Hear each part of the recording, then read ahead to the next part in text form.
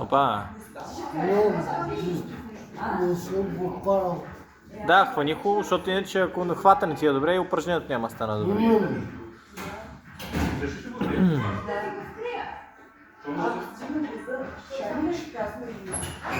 е проблем. Не, първо продаж прави. Знам, аз ако свирам, не знам да... Ставаме.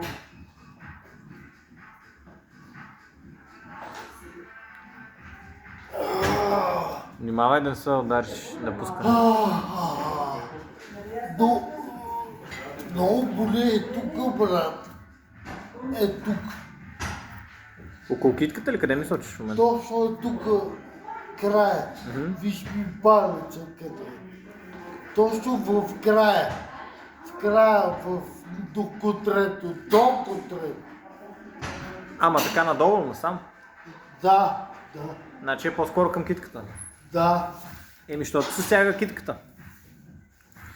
Мале. От натоварването имаш предвид болка? Да. Добре, окей. Нормално. То е за цялата ръка това упражнение.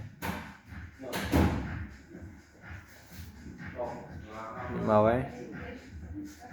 Опа.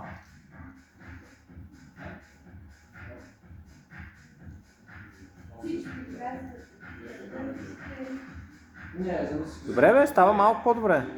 Става. Просто от време на време я изпускаш и трябва да я връщаш обратно. Избяга много сега.